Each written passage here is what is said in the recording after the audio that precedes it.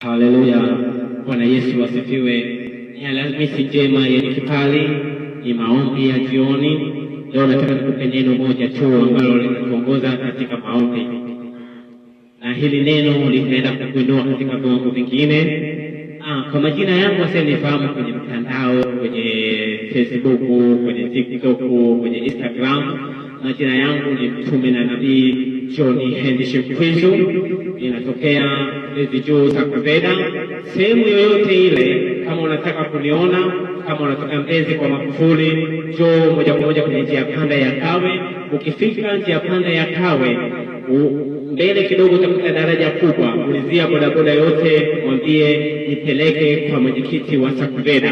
Na hata kama unatokea Bagamoyo Pwani, njoo njia panda ya Kawe. Shuka hapo bondeni, ulizia mwenyekiti, muulizia bodaboda, mwambie nipeleke kwa mwenyekiti wa Sakaveda, wa serikali ya mtaa ya Sakaveda. Hakika ukionana na mimi utaona mkono wa Mungu juu yako. Leo nataka niongee neno moja: nguvu iliyokuwa nyuma ya kiapo.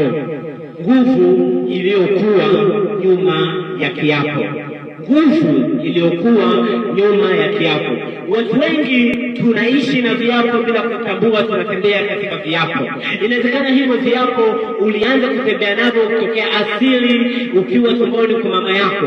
Yamkini mama yako alikuwa anakunywa pombe, halafu na yeye anakuonjesha kidogo, halafu unakuwa katika ile asili, kwa unarithi katika kila kiapo. Yamkini inawezekana walifunga wakisema, huyu akizaliwa asiweze kufanikiwa, huyu akizaliwa asiweze kusoma, huyu akizaliwa asiweze kuoa, huyu akizaliwa awe na mafanikio lakini yawe ni ya mwanzo tu. Lakini nataka nikwambie, kila kiapo kilichonenwa kwenye maisha yako kitakuwa ni mwisho.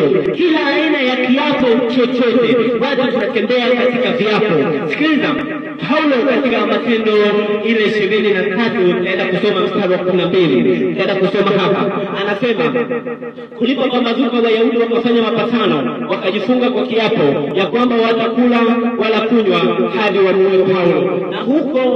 Na huko waliapiana hivyo, walipatana zaidi ya watu 40. Ngoja nikwambie ndugu yangu, inawezekana huko mahali hapa, lakini wako watu wachawi, waganga wa kuzimu wanapatana kwa ajili yako, wanafunga kwa ajili yako.